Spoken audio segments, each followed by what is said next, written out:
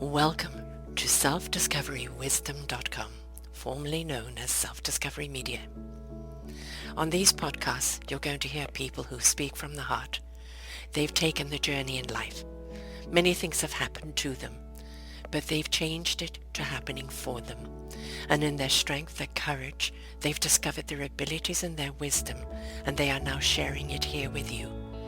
Do enjoy each show. We bring it to you with love and knowing that it's going to help you on your journey of life. Good morning, good afternoon, and good evening, everybody. Welcome back to another edition of Sarah's View of Life right here on selfdiscoverywisdom.com.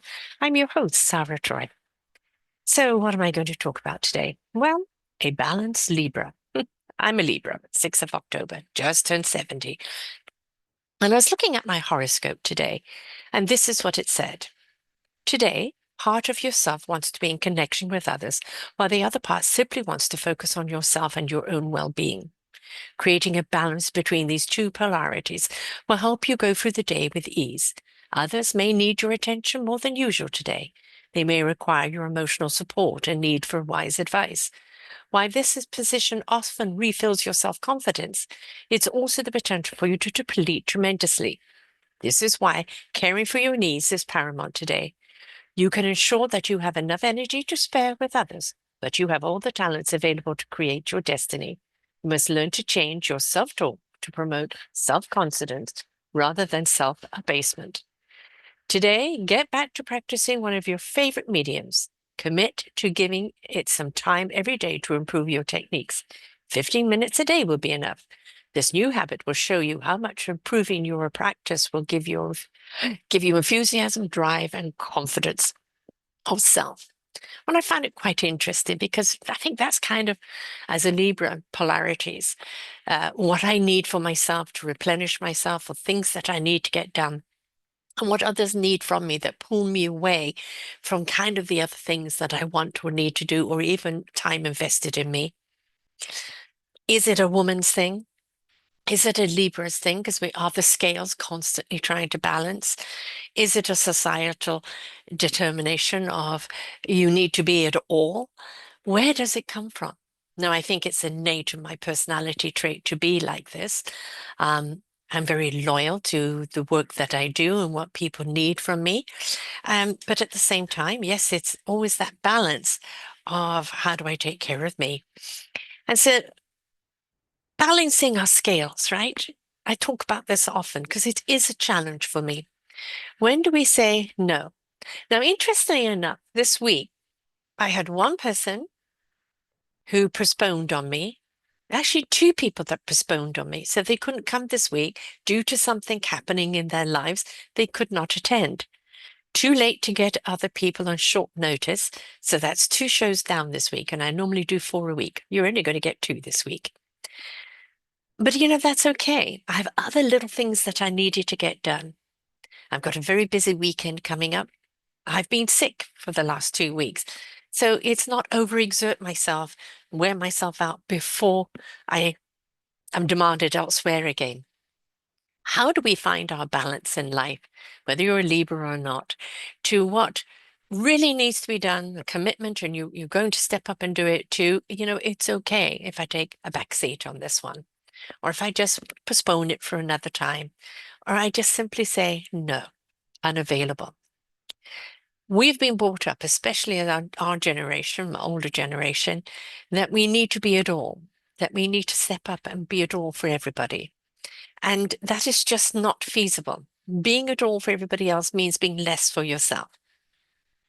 In my daughter-in-law's vows to my son, she said, I'm going to take care of me so I can take care of you.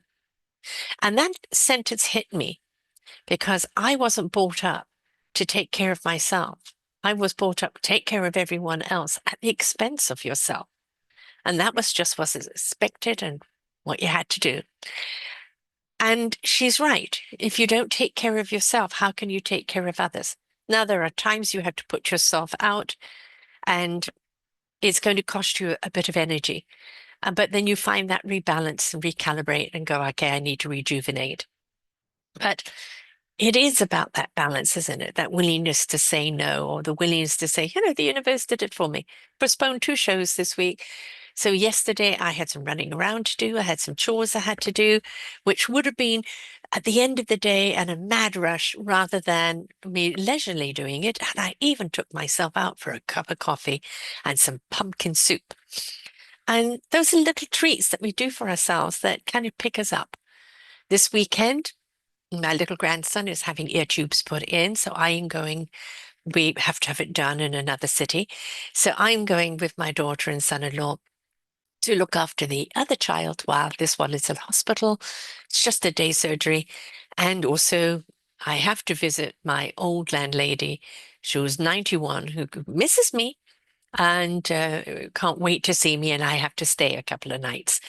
And then back from my daughter and son-in-law's wedding anniversary, number 6. My goodness, where did the time go? And then back to work again for next week. So everything is about the balance.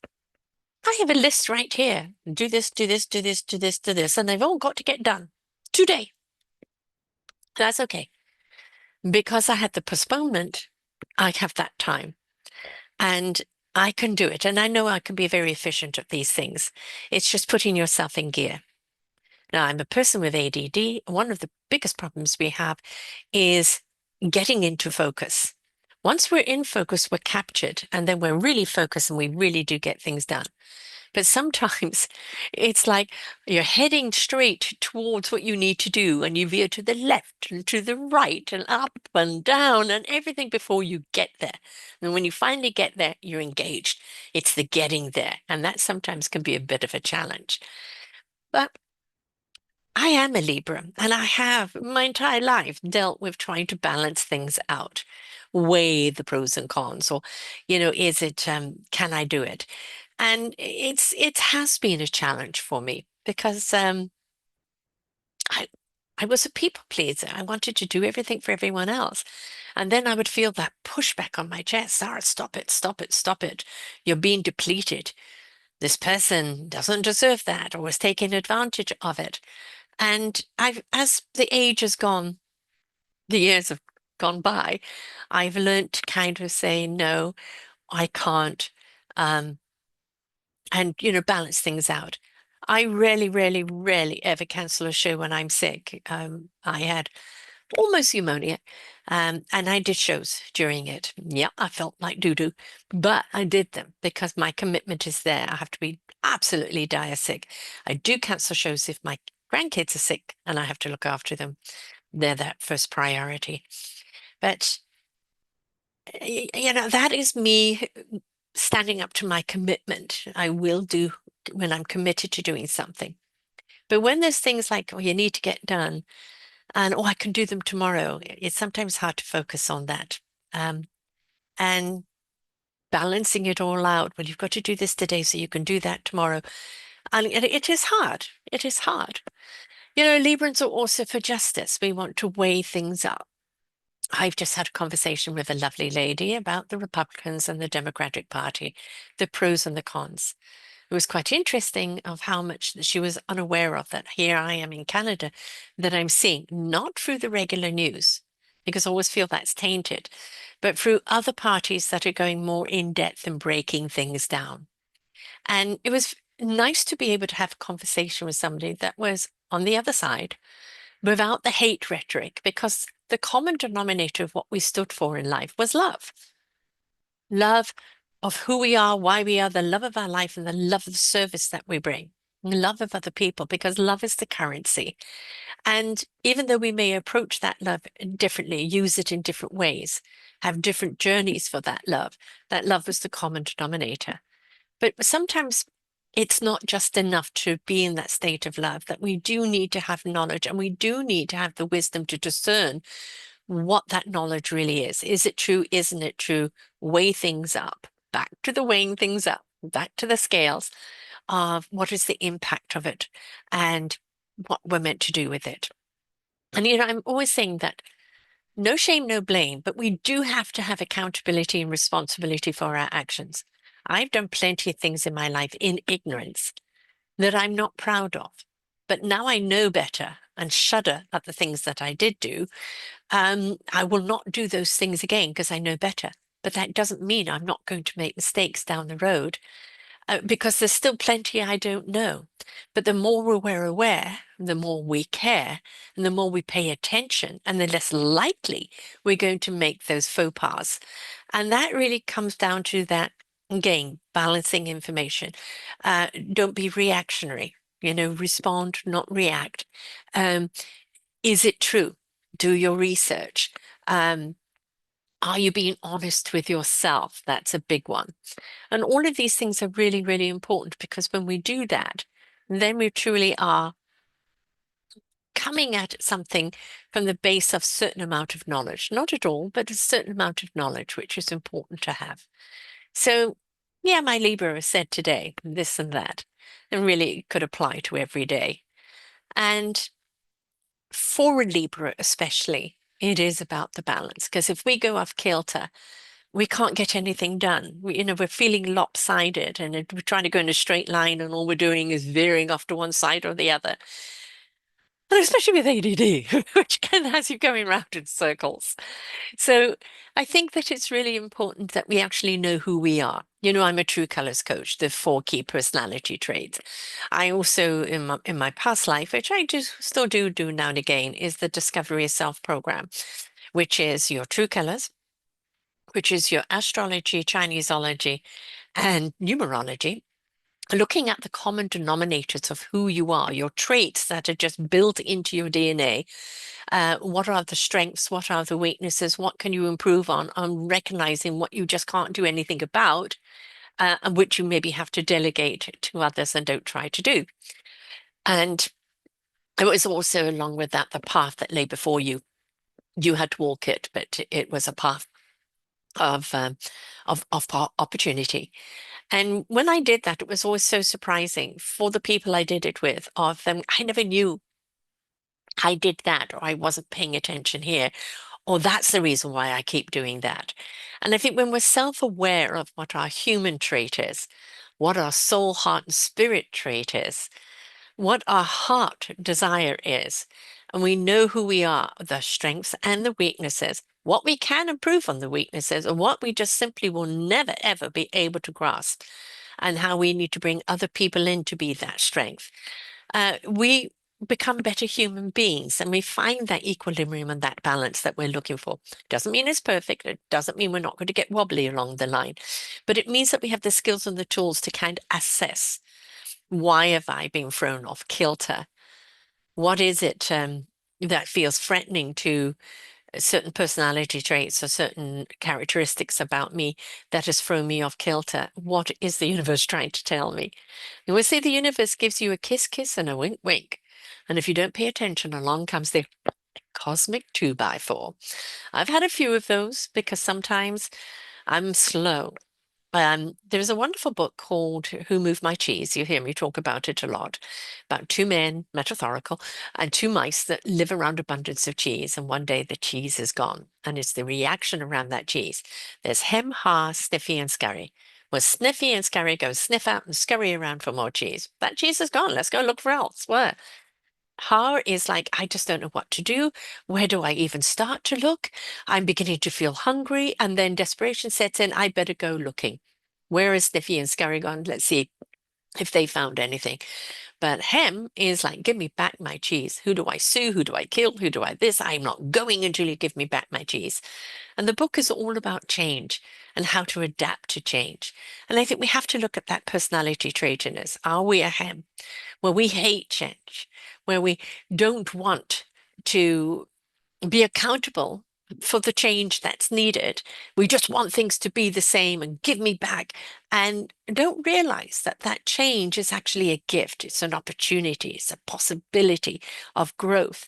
And that if we're not so afraid of change, but we take the fundamentals and the core of ourselves and what we do know, the root of that knowledge, and apply it to what is possible, to the opportunities of tomorrow, we will see things grow in such abundance that could not grow in where you were at that time.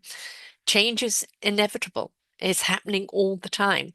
If we're not flexible with that change, we will be left behind. And that's a fact. And this is what society is facing right now. There are so many people and the belief factor, I want it to be like this, 1950s. I want it to be like that, and I don't want my change, I want my rights.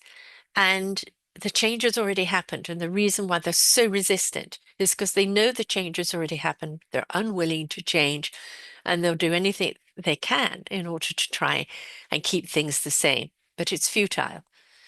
The ship and the train and the boat, everything has left the docks, and you need to find your own way now because you had the opportunity to climb aboard.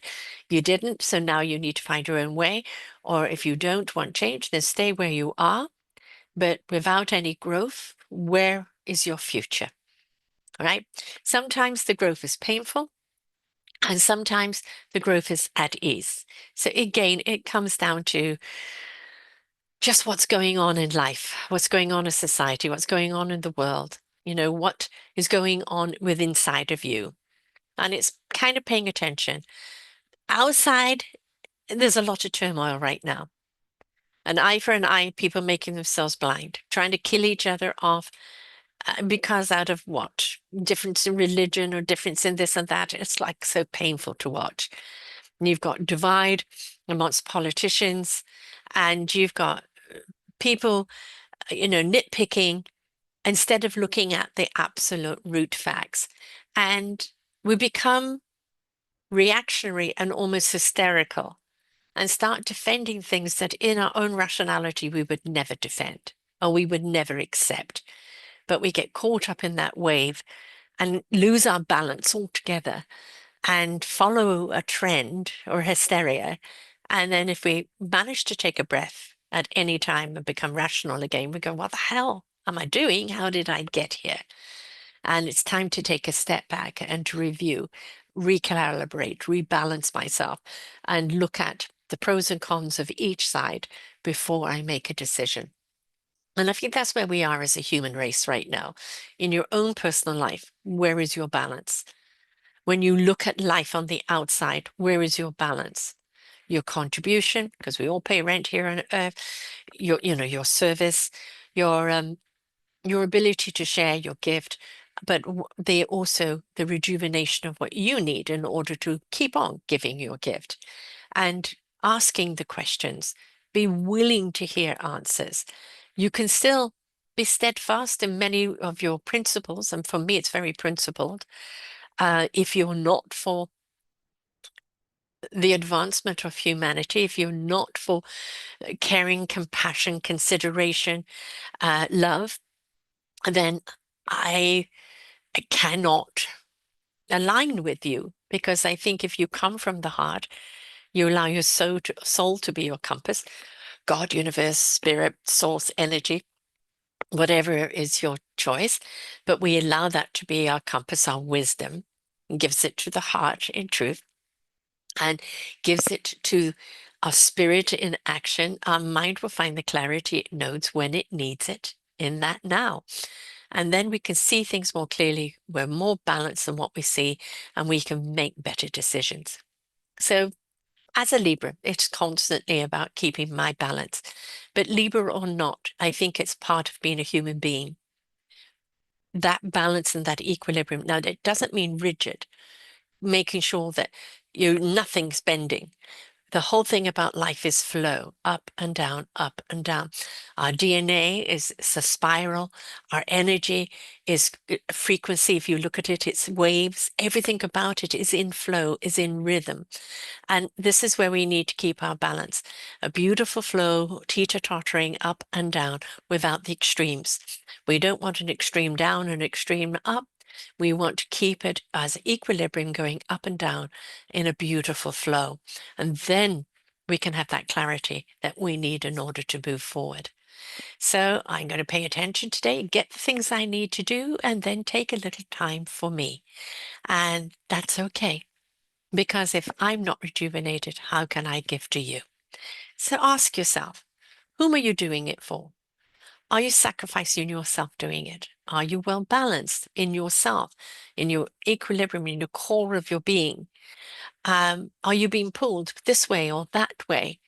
And are you feeling that you're just being of servitude rather than of service? And there's no time to replenishment of self. So, as I said, Libra or not, just find that balance. And if you are a Libra, it's about staying in balance. And I know how hard that can be. So that's my sermon for the week. And may the force of balance be with you. And I will see you back here next week. Bye for now. We hope that you enjoyed the show. There are so many more for you here on selfdiscoverywisdom.com. Just go to the podcast tag at the top there and you will see all the many genres and all 3,000 shows ready for your listening. We are here to serve you, to help you on your journey of life, and we know that through inspiration it begets invitation. We are supported by you, the listeners, and those that we interview. Anything that you can spare us in donation would be greatly accepted, and we do hope that you enjoy the next show.